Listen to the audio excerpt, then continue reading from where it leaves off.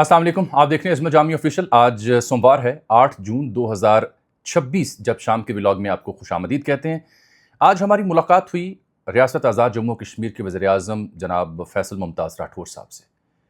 Joint action committee को कलादम क्यों करार दिया गया, रात रावला कोट में क्या हुआ, हक़ाइक़ क्या हैं, मुज़फ़्फ़राबाद में दफ़ा 144 क्यों लगी, मुहाजिरीन की नशस्तों का असल मसला है क्या, और APC जब रिसेंटली हुई थी मुज़फ़्फ़राबाद में, उसमें जॉइंट एक्शन कमेटी क्यों ना आ सकी, और उस रात वज़ीर आज़म आज़ाद जम्मू कश्मीर किन लोगों से मिले।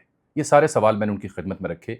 वो तमाम तहफ़्फ़ुज़ात, गिले शिकवे जो आप पूछते हैं एक्स के ऊपर भी और यूट्यूब के नीचे भी, वो उनकी खिदमत में रखे। एक अहम सवाल ये भी पूछा कि जो सूरत हाल है आज़ाद कश्मीर की, बिलखुसूस रावला कोट मुज़फ़्फ़राबाद में, तो prime minister should be there in the Muzaffarabad, वो इस्लामाबाद में है, तो ऐसा क्यों है? उसका जवाब भी उन्होंने दिया। और साथ गिलगित बल्तिस्तान के इंतखाबात, मैं 2 दिन से आपकी खिदमत में अर्ज़ कर रहा था कि बज़ाहिर जो सर्वेज़ हमने देखे उसमें पीपल्स पार्टी, लेकिन नताइज ताख़ीर अगर मगर वो सब होता रहा और फिर पीपल्स पार्टी आगे जा रही है। वज़ीर आला का वहाँ कैंडिडेट कौन होगा? एक मारूफ वकील हैं, कानूनदान है, उनके नाम कुरान करा है जिनका ताल्लुक पीपल्स पार्टी से है। PTI के अपने तहफ़्फ़ुज़ात इस सिलसिले में। इन 2 दिनों में बिलखुसूस डार साहब मिले बिलावल भुट्टो ज़रदारी से, फिर उसके बाद NEC की मीटिंग होनी थी, इकनॉमिक काउंसिल की, वो नहीं हो सकी, और आज होनी थी। फिर प्राइम मिनिस्टर से बिलावल मिले और फिर प्राइम मिनिस्टर ज़रदारी साहब से। तो ये चल क्या रहा है? पीपल्स पार्टी क्या चाह रही है? सबसे अहम खबर ये दे दूँ मैं आपको, इससे पहले कि हम थोड़ा सा जिक्र ईरान का भी करें, कि वज़ीर आज़म आज़ाद जम्मू कश्मीर फैसल मुमताज़ राठौर ने आज गुफ्तगू जो मुझसे की, जो सुनो न्यूज़ पर नशर हुई, उसमें उन्होंने जॉइंट एक्शन कमेटी से मुज़ाकरात दोबारा करने की हामी भरी है कि हम बिल्कुल तैयार हैं, ये सिलसिला दोबारा शुरू हो सकता है। तो फिर सवाल पैदा होता है कलअदम क्यों करार दिया गया। तो इन मामला पे बात करते हैं। और फिर आपने जहाँ तक रात इसराइल पर ईरान का हमला था और फिर ईरान के ऊपर जो जवाब दिया इसराइल ने, उसके बाद अब दोनों रुक गए हैं।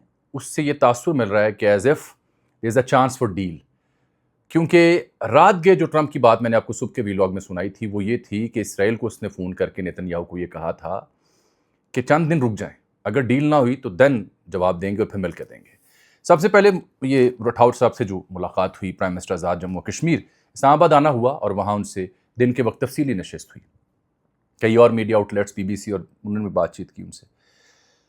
मेरा सबसे पहला सवाल ये था उनसे कि रावला कोट में क्या हुआ है, क्योंकि BBC जो बता रहा है, इदारे जो बता रहे हैं, हुकूमत जो बता रही है, एक्शन कमेटी जो बता रही है, कुछ दीगर सहाफ़ी हामी या मुखालिफ बता रहे हैं, वो अपनी जगह उनमें तज़ादात है। So according to him 4 security personnel including FC और 3 पुलिस एहलकार ये शहीद हुए और उनका 3 शहरी भी उसमें शहीद हुए। मैं बार बार आपसे अर्ज़ करता हूँ कि इस कॉज से मेरा क्योंकि जज्बाती ताल्लुक़ है, मेरे लिए हर कश्मीरी मोहतरम है, लेकिन ये जो सूरत हाल जहाँ तक पहुँची तशद्दुद की, काश ये सब कुछ ना होता, काश मुज़ाकरात और बातचीत के ज़रिए हल निकलता। फिर मैंने उनसे पूछा कि आप और पीपल्स पार्टी, क्योंकि बिलावल जब इनसे मिले थे तो they wanted to do it, 2-4 दिन पहले भी आपसे अर्ज़ करने की कोशिश की थी कि पीपल्स पार्टी को गुंजाइश निकालना चाह रही है इस सिलसिले में। सो आई केम टू नो कि पीपल्स पार्टी के ये वज़ीर आज़म टोटली विलिंग हैं दोबारा बातचीत करने के लिए। वो कहते हैं जी एहतजाज छोड़ें, बातचीत करें, हम विलिंग हैं मुज़ाकरात जहाँ टूटे थे वहीं से बहाल करने के लिए। टूटे कहाँ थे? मुहाजिरीन की जो 12 नशिस्तें हैं उसके ऊपर। आज एक खबर और दूँ, उन्होंने कहा हमने 3 सॉल्यूशन पेश किए थे, कौंसिल में कुछ नुमाइंदगी दे दें, ये जो सीटें हैं मुहाजिरीन की ये 12 से कम करके जम्मू वाली जो 5-6 हैं उनमें एक आधे का इजाफा कर दें, क्योंकि वैली की नशिस्तों का मसला था जो मैं बयान कर रहा हूँ, वहाँ पे 30-35 हज़ार वोटर और 6 नशिस्तें हैं। उनका ये प्रपोजल भी था। और फिर ये भी था तीसरा कि कानून साजी के ज़रिए जो 2/3 अक्सरियत आए उसमें तय कर लें कि तरमीम क्या करनी है, क्योंकि सुप्रीम कोर्ट ने यह फैसला दे रखा है। साथ उन्होंने मुझे खबर दी कि जब ये हालिया दिनों APC हो रही थी मुज़फ़्फ़राबाद में, तो जॉइंट एक्शन कमेटी के लोग नहीं आए। तो मैंने पूछा क्यों नहीं आए आप तो उनसे पहले, क्योंकि ये वो वज़ीर आज़म हैं जब वज़ीर थे तो 8 निकात के ऊपर इनका मुआहिदा मंजर आम पर है जो 2024 का है, तब 8 निकात थे, उसके ऊपर इनका एग्रीमेंट था। तो आई आस्क्ड हिम पर्टिनेंटली कि आप और दीगर के दस्तखत थे, शौकत मीर और दीगर के भी, तो उस पर अमल दरामद क्यों नहीं हुआ और नौबत 8 से 38 की कैसे पहुँची? He told me. इन्होंने मुझे एक ऑडियो भी सुनाई, वीडियो भी सुनाई, और उसमें उन्होंने बताया कि एक मुख़लिफ़ रहनुमा ये कह रहे थे कि अगर मुहाजिरीन की नशिस्तों का मसला हल भी कर दें तो हम एहतजाज नहीं छोड़ेंगे, आप पीछे हट जाएं। ये मुझे उन्होंने ऑन एयर ऑन रिकॉर्ड बात की प्राइम मिनिस्टर ने सिटिंग प्राइम मिनिस्टर ने, कि मुझे ये तक कहा गया कि आप बीच में से हट जाएं, हम जाने और जिम्मेदार जाने। दूसरा उन्होंने कहा कि उस रात जब एपीसी होनी थी तो उससे एक दिन पहले मैंने राब्ता करने की कोशिश की तमाम रहनुमाओं से। अमजद साहब एक हैं, उनसे रात गए, उनके घर पहुंचा मैं, जिस शख्स के साथ गए मेरी उससे भी मुलाकात हुई। 3 घंटे वहाँ बैठे रहे, फ़ोन पे गुफ्तगू हुई, दावत दी, कहने लगे मैंने हाथ जोड़ के कहा कि आइए बातचीत करते हैं, लेकिन वो बातचीत या एपीसी में बैठने से इनकारी थे। ये उनका मौक़िफ़ है। दूसरा मौक़िफ़ सुने तो इसके बरक्स है, लेकिन ये इसलिए कि इसमें कई एक लोग इसको वेट करते हैं। फिर उन्होंने जब मुहाजिरीन की नशिस्तों का मसला मैंने डिस्कस किया तारीख़ी तौर पर कि 47 में भी पहली काबीना में थे, 60-61 में अयूब के इलेक्टोरल कॉलेज में भी थे, तो ये तासुर जो है कि 74 से पहले इनकी नुमाइंदगी नहीं थी और ये फ़ंड्स खाते हैं, अलॉटमेंट करवाते हैं, हुकूमतें बदलते हैं। इसका एतराफ़ किया कि हुकूमतें बदलने बिगाड़ने में इनका किरदार है, लेकिन हमारे अपने जो 33 से 34 अरकान असम्बली हैं वो भी हर इलेक्शन में, हर चुनाव में पार्टी वफादारी बदलते हैं और वो भी इसमें किरदार अदा करते हैं। उन्होंने कहा 12 करोड़ फंड है इन 12 लोगों का, और जो आम आज़ाद जम्मू कश्मीर का एमएलए है उसके पास कोई 1 से 1.5 अरब का फंड आता है, तो इसकी तकसीम के ऊपर सवाल दुरुस्त नहीं है। ये भी मुझे सुनने को मिला कि जो जॉब्स का या कोटे का मसला है उसके ऊपर भी मामला फहमी के लिए तैयार थे, हालांकि इत्तला ये है कि शायद अदालत ने उसको रोका हुआ है। रह गई बात अलॉटमेंट की, कि वो तो अलॉटमेंट का सिलसिला मुहाजिरीन जब आए थे उसके बाद ख़त्म हो चुका था। तो जब उन्होंने ये कहा कि मुझे, उन्होंने कहा कि जी ये मसला हल भी हो जाए तो हम पीछे नहीं हटेंगे, एहतजाज भी जारी रहेगा और ये जो पुरजोर हमारे नारे हैं ये भी जारी रहेंगे। कुछ ऑडियोज़ वीडियोज़ दिखाई। बहरहाल फिर जब मैंने उनसे ये पूछा कि साहब आप कलअदम करार दे के अब आप मुज़ाकरात की बात कर रहे हैं, तो एक उन्होंने अपनी तरफ से एक दलील दी कि कलअदम जमातों से बात पाकिस्तान में होती रही है, कई दहशतगर्द तंजीमों का नाम लिया और कई हवाले दिए कि उसके साथ साथ बातचीत भी तो हो सकती है।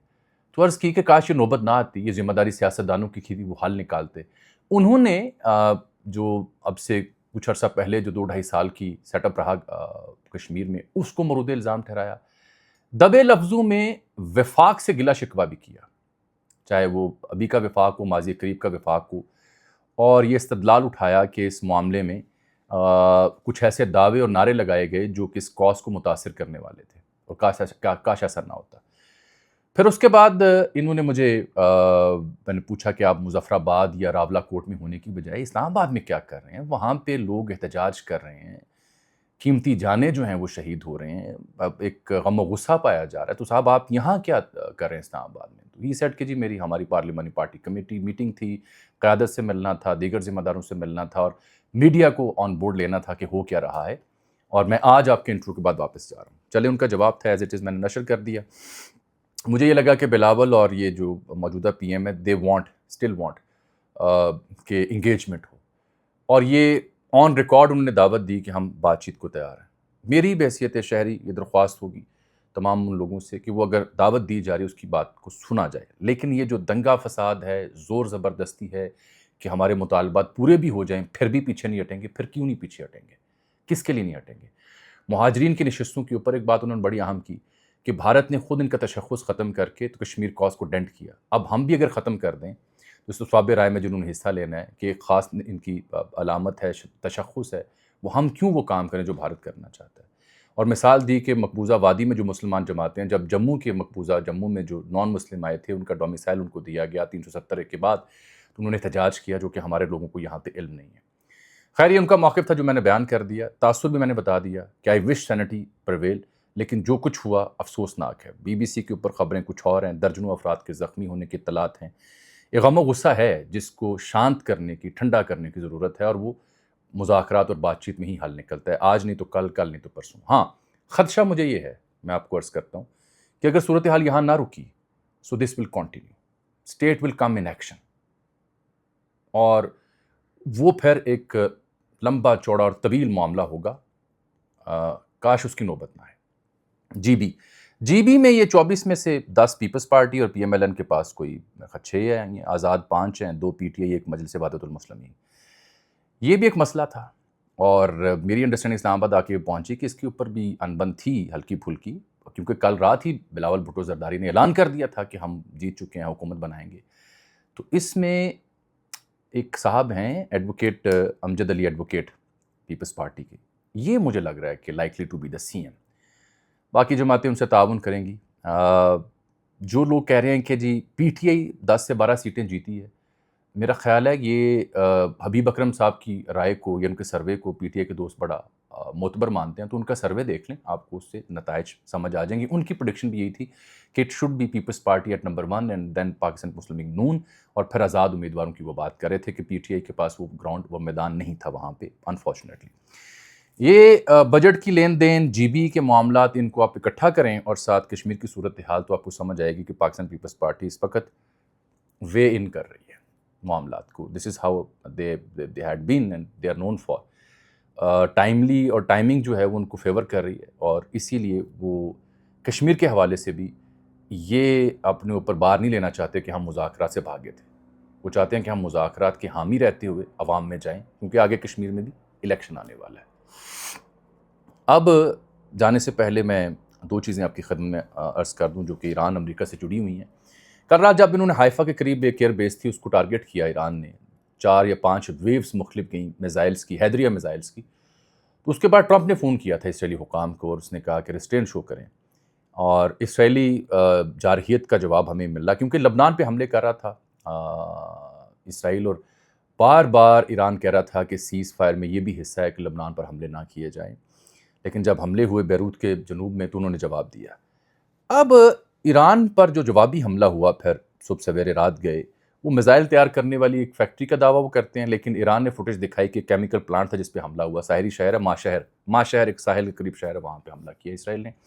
اس کے بعد اچانک یک سلسلہ رک جاتا ہے، اور ٹرمپ کچھ ایسی اناؤنسمنٹس کرتا ہے کہ جس سے اندازہ ہوتا ہے کہ جی فریقین جو ہیں وہ رک گئے ہیں، اور ایران نے بھی کچھ ایسا اناؤنسمنٹ کیا کہ اب ہم مزید حملے نہیں کریں گے، لبنان پر اب البتہ اگر حملہ ہوا تو ہم دوبارہ جواب دیں گے۔